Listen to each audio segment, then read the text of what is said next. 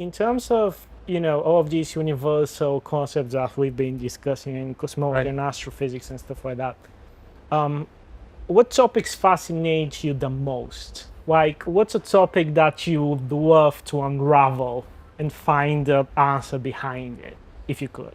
Definitely consciousness perception. Yeah. Definitely consciousness perception, because it's personal. Yeah. It's absolutely personal. It might not matter to me what happens in how a pulsar operates and what happens and how in the hell a giant object like that can rotate with that speed. Yeah. Like it's what that, interesting. Yeah. But I perceive that. So my perceiving that is more important. Right? Perception is personal. Yeah, obviously. Right? So it is definitely that. It is definitely the number one aspect of what I'm interested in, what is going on, what is this perception, what is it, why this is happening, what am I perceiving, why am I here, who am I really, what is it, right? Yeah. The next level is that I understand that I have this perception that is overriding, that is above my mind. Yeah. And then there's the mind, right? And then there's a body. So it's in that hierarchy that I have my consciousness, and then I have my mind, and then I have my body, right? And so that interests me the most. And since we are in this human form, I am practicing. There are certain practices that you can do to almost scientifically go about it. Like you start to realize that there are certain shortcomings, and there are certain limitations of the human body, then the mind, and then so you start escalating, because that is the main line, the discovery. Because I'm doing what I'm doing, I'm living life. But yes, the most important and the absolute question is this consciousness, like what is this? Yeah. Right? And you can start developing from like, what is meditation, right? Okay, well, we have a conversation in our heads. There is a dialogue is going on. And the first step of that is that dialogue is happening in a language. If it's happening in a language, because then it's already in a cage, because it can only use words that already exist, concept that already exist, right? So how do I free myself of that? So I have to stop that talking, right? So the first level of meditation to try to achieve that moment when your mind is no longer talking to you, right? Yeah. And as you're practicing this, you're gonna start to achieve small amount of silence, right? That's why people use, let's say if I play guitar, I'm meditating because I don't think of anything else. I'm in a flow state. It can be martial art, you can meditate on whatever, sound, light, whatever you want, as long as your mind is not involved, and your language part of your mind is not involved. And a short experiment to show how that would work is like, I could actually point at things in this room and say like, hey, I'm going to point at something and tell me what I'm pointing at. Yeah. And how it would look like is about glass, napkin, table, and I start speeding it up. Yeah. Eventually, you just cannot pronounce the words fast enough. Yeah. So what I did, that I showed you that your attention can move much faster than you can formulate words. So that means that if I'm moving my attention faster than I can formulate the words, then eventually my mind those cogs will just stop, and it can't make words. It can't communicate in words, because me moving my attention faster than my language center, I'm outrunning that part of my mind, right? So that's the first game. You start playing it with your mind. And sometimes you achieve it, and then you go, oh, there it was, but now you're talking to yourself again. So this is a weird game of, you can't engage with your mind. It's almost like somebody's boxing at you, and you're just ducking, but you don't jab back, right? And so, like you can look at me and concentrate on him. Yeah. What did you put on him? Your attention. Yeah. Well, is that physical? Oh. See what I mean? Yeah. You put your attention, you're looking at me, but concentrating on him. You can. Yeah. Right? So what is it? It's not physical. You didn't move your eye.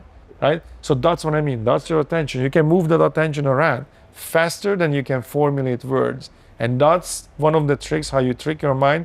Eventually it can't give you words. And now you're in this flow state of silence. Right? And then, as you're doing that, out of sudden it becomes a moment, and this is intellectually you can understand this, but when it happens, it's a serious spiritual experience. As it's happening, you're in this flow state, and you learn to surf. No words are coming, it's silence.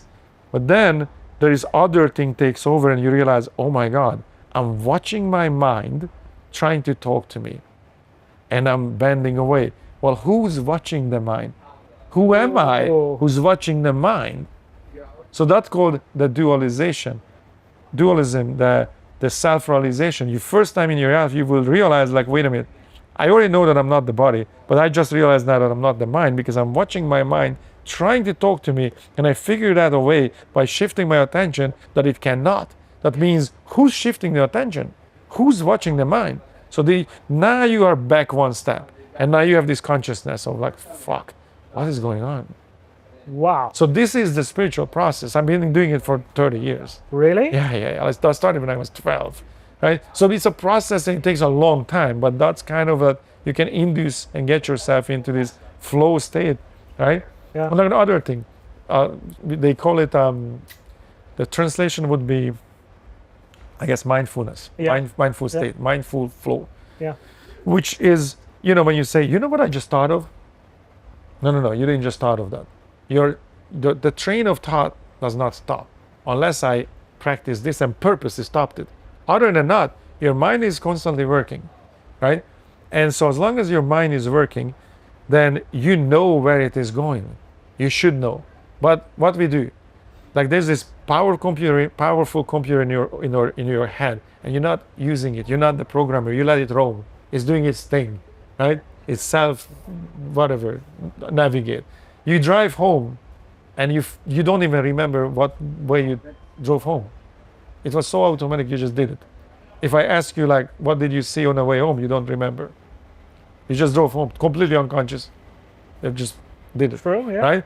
And then you said, oh, did I close the garage door? Well, if you thought of that thought, something ignited that thought. See what I mean? So your mind was somewhere else before. Now, can you live in a mind state where you at all time watching your mind and what it is thinking? So once you attain this idea of I'm not the body, and I run with my attention, moving my attention, I run out my mind, and now I am capable of watching my mind, and I know that my attention, my perception, and my mind is not the same thing. So I'm watching my mind. Now, I can watch this operating, like, oh, look, it's thinking of that, and I is thinking of that, and it is doing this. So at all time, I have an inner eye, on what my mind is doing. That would be mindfulness. Now, if my mind go, we're gonna go depressed today, and I can, no, you're not going there. Oh, I'm gonna get angry. No, you're not going there. I decide that, right? So you have to gain power and control over your mind. You have the power to say, no, we're not thinking that. Yeah. You can internally even say that, no, we're not thinking that today. No, we're not gonna be scared of this. No, we're not gonna get depressed. No, I'm not gonna get upset. No, I'm not gonna worry about that shit. You have that power.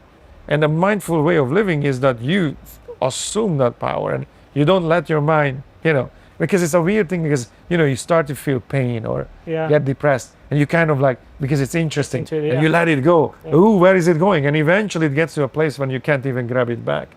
True. It's nice, devastating. And now it has its own control. Yeah. You can't let that happen. Right? Yeah. And you have the power to do that. And so that's another concept, is mindful living. So first you have to self-realize and understand that I can watch my mind. My attention and my mind is not the same thing.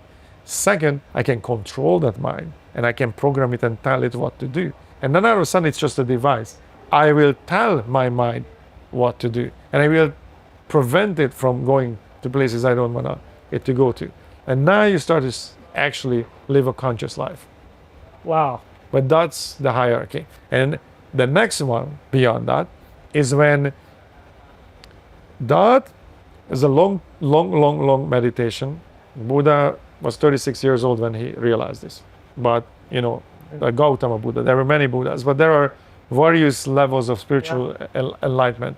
The next level is when you can get to that point too, that when this individual attention that you see, like, that's my body, there's my mind, there's my brain, there's the mind, the software that's running in the brain, and I'm watching this thing. And then this thing that watches also realizes, like, wait a minute, I am connected to something else here. There's more. to this, right? Yeah. And then you go back one more layer, and that's when you realize, like, wait a minute, I am the hand.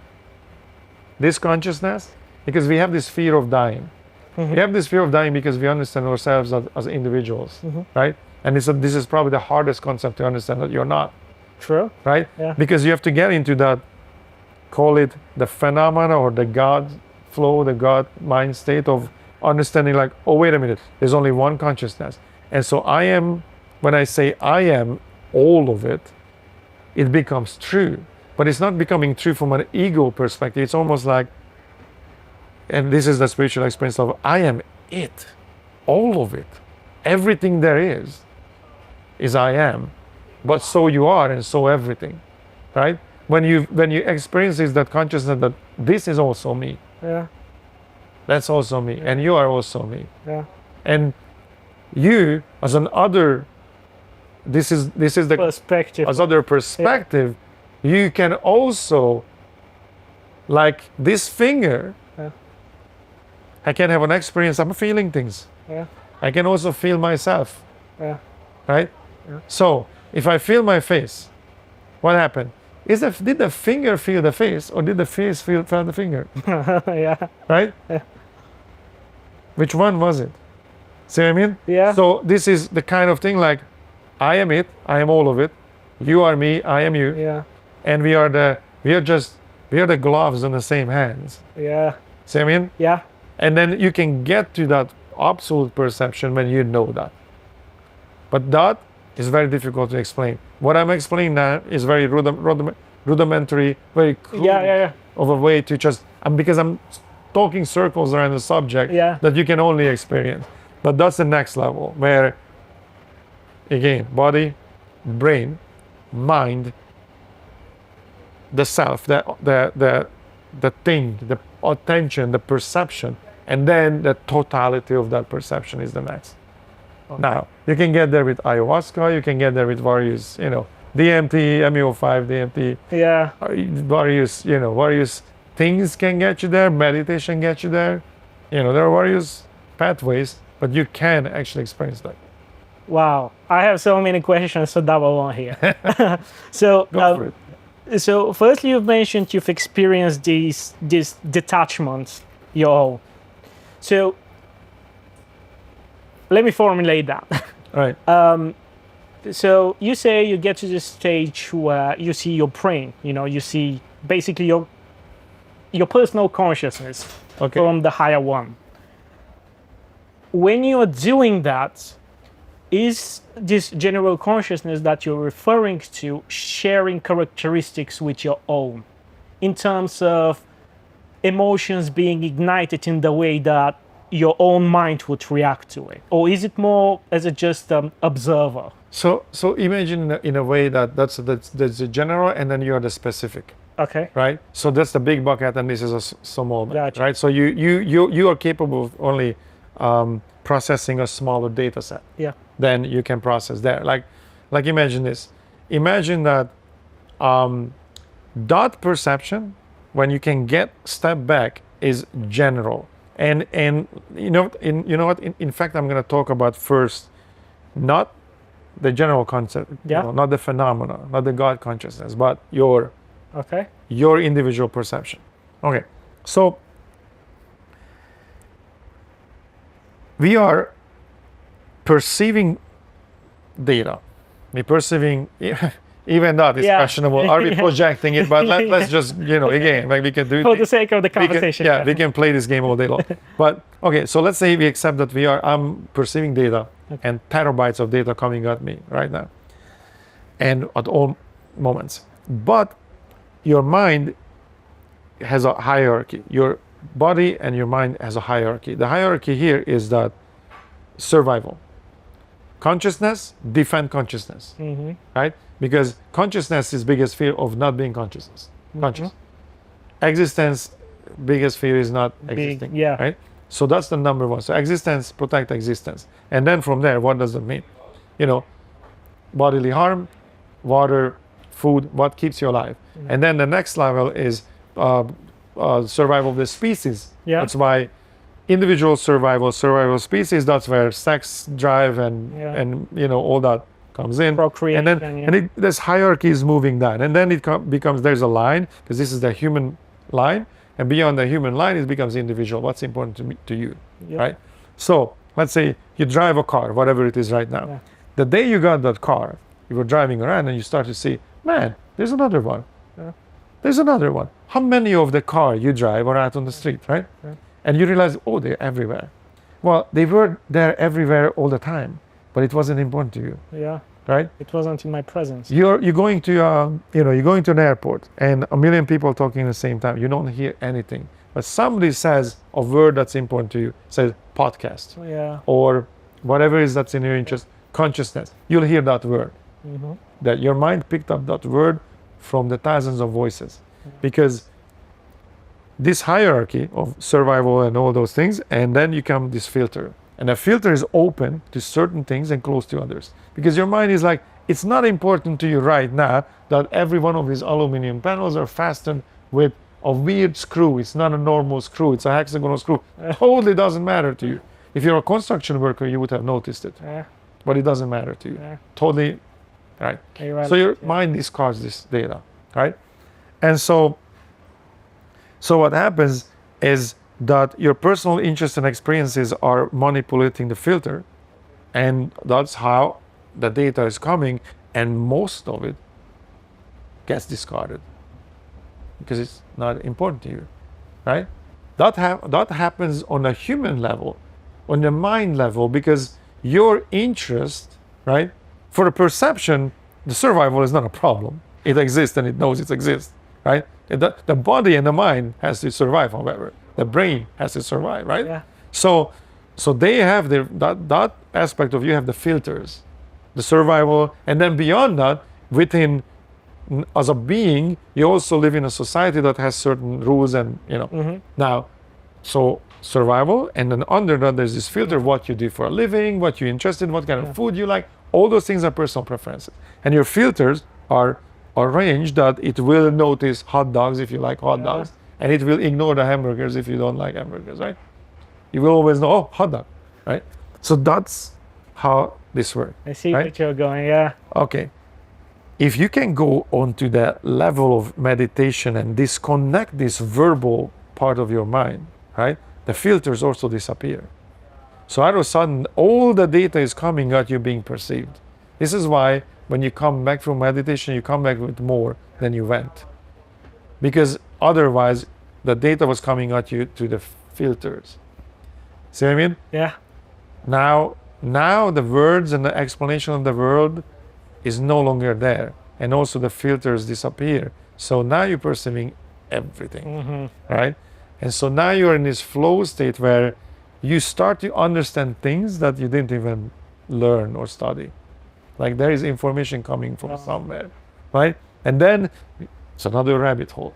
Everything that can exist, every invention that can exist, everything that can exist, be it an invention, be it biological being, anything that can exist, the potential for it to exist is true right now and was true a billion years ago. The way to make a light bulb is exactly the same right now as it was a billion years ago. A billion years ago, we didn't have a need and the circumstances, but the potential of it was exactly the same. Yeah. So that means that the universe, being conscious, being logical, being a structure, it is just a giant potential. And then don't we just go and grab one and bring it here because the potential is there? You didn't make the potential. It was always there. You just had a need that arose. Therefore, you went and took it. Did you write the song? No. That combination of things were there. You just grabbed it. Light bulb. Did you really invent it? No. That potential of that was always there. But the need arises. Therefore, you go and grab it. See what I mean? Yeah. So that means everything that can exist already exists, or the potential of it exists. That's another rabbit hole. Yeah, that's a big one as well. Yeah. It's wow. This can open many discussions, but yeah, you just made me think. That's amazing because I've been thinking about that, especially when it comes to I'm getting back to astrophysics because you know how scientists there like to divide things in whether it's a physical problem or whether it's an engineering problem. Right. So I think what you are saying practically describes that Right. it's a matter of really of motivation and incentive to do it. Right. Because in the end, The physical possibility. Yeah, Right? it it is a possibility or isn't. yeah, And then from there, the engineering problem is that you have to go where this physical possibility exists and exactly, take it and exactly. engineer that. Right. Yeah, exactly. But there's a physical possibility, and there's a non-possibility or an impossibility. Yeah. Yes. There's a physical some things are not possible. Yeah, exactly. That's not in the, Yeah, that's so well said because it's this sort of mindfulness that you're referring to. I think it's such a great quality for a Right. person to concentrate on. It gets crazier than that. Yeah, Because think about it. If we accept this, Yeah. and this this engineering and physical Yeah. possibility correlation, right? Okay. Well, if time travel is a all of possibility, that. Yeah, right? If time travel is a possibility, which physically speaking it is. proven then to it's an engineering problem. exactly. Okay. So that means it exists now. Yeah, But if it exists now, that means time traveling actually literally exists now because travelers yeah, could come here, true. right? Yeah, yeah, So that's even a bigger rabbit hole because now this is dealing with a real problem because now this will split the universe yeah. into infinite possibilities and infinite strings that are possible because if time travel is Yeah. if time travel is an engineering problem, not a physical problem, then it exists now, It does. Yeah. right? Now, is there proof of? You think there is proof from time travel? Well, proof, I don't know, but as I'm sure you know, obviously this is being proven by Einstein's second law of Right. super relativity, because basically if you have a rocket that can move with the speed of light, and you travel 6 months and you go back. I was more like thinking of the perspective of not another rabbit Yeah. hole. Like, wouldn't time travel?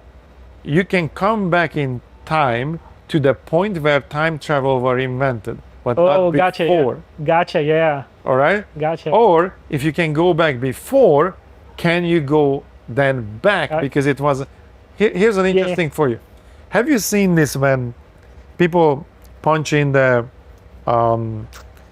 coordinates of the pyramid of Gaza? Yes. Okay. Yeah. Yeah. And Yeah. the numbers come up, right? Yeah. Yeah. Okay. The numbers come up, Yeah.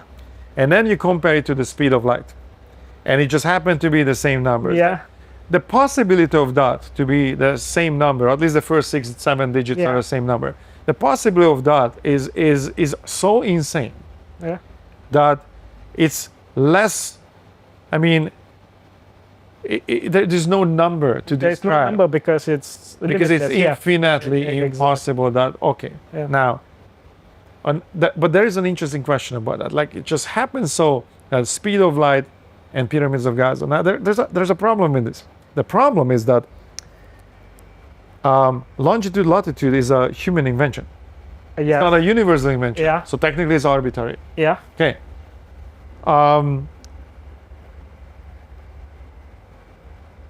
If those numbers are arbitrary, then the speed of light is also arbitrary because we measure it in units that we invented. Meters, miles, again, totally arbitrary. It's Absolutely. nothing to do with anything in the universe that we can, like we can say like, okay, this is a Planck, and then we're gonna derive that. You know what I mean? Yeah. No.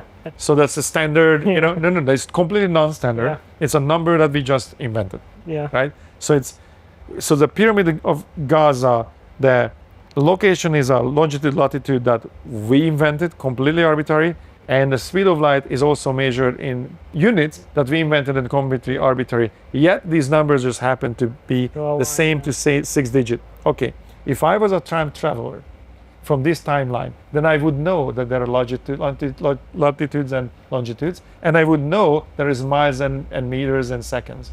And then if I went back in time, I would build a pyramid to let people know that I fucking made it.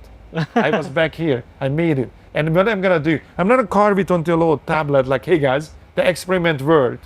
I made it.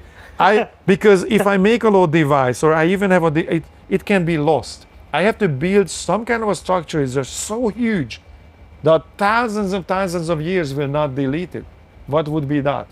Giant pyramids, and because that's the shape that's the most difficult to Absolutely, destroy, yeah. right? The Absolutely. most stable, the most difficult. You From a can't structural- bomb that. yeah. From a structural perspective, Yeah. I would build a pyramid because that will be the shape Yeah. that will absolutely take the The world equally Right. distributed Right. equally, yeah. So it's very difficult to destroy. So if I was time traveler, a one-way time traveler, I would use the longitude, latitude, and meter and second coalition, right? And create a pyramid to leave a message for the future, guys. You know, when civilization becomes smart enough to know that this can't be an accident, Yeah. right? And I am from this timeline, from this universe, then meters and second exist, and longitude, latitude exist, right? Then at one point, somebody will realize, like, hey guys, somebody time traveled back and left a sign that I made it, because it's infinitely impossible these numbers to coexist and be the same numbers like that. Not coexist, but be the same. Yeah, numbers. sure. So if I was a time traveler, that's exactly what I would have done. That's exactly the shape I would have built, and exactly from the size. And then to throw in a couple of elements, you can see that, there are also some mathematical equations there that, Absolutely. People like, well, the distance of the moon and the distance, Absolutely. there are other things that are hidden there. If I wanted to leave a sign like, hey, I am from the future and I need you to know this, this is exactly what I would have done. And if I'm from the future and came with technology, I could probably pretend that I'm a god and entice the locals, or use my technology, maybe with the help of the locals or whatever, to build that. Or just use my technology to build that, and the Egyptians just found those pyramids. That's also possible. Yeah. There's so many, but this fucking thing that those numbers are the same numbers, no, can be an accident. Yeah, true. I mean, it's Can be. too big of a coincidence. I mean, just think about it. If I give you a card, deck of cards, 52 cards, right? Yeah. Okay, if you shuffle this card and you give it back to me, you know this equation, right? Yeah. And you lay out the card. Never before, ever in the history of mankind, this sequence ever happened. Yeah. And it never will again. Never will. Because the possibility of 52 cards arrangement, 52 times 51 times 50. correct. Yeah. Right, and if you look at that math, Yeah. it's theoretically more, the number is larger than the assumed atoms of the universe, Yeah. right? That's Yeah. just 52 cards. What are the chances Yeah. that an arbitrary latitude, longitude, and an arbitrary unit, speed of light measured in arbitrary units, are the same? Come on, man. Yeah, true. Yeah, and this, there's so many nuances to explore if we're using this analogy, because if you go back in time and do this means that you're leaving a sign that the society will eventually understand. Right. Which is another interesting fact. The grandfather problem. Exactly. Because did the pyramids then, or the signs you left, will trigger Exactly. the very invention of the machine. Exactly. So yeah, this is a giant rabbit hole again. It's a very Back to the Future, Oh yeah. Literally. Yeah, exactly. True.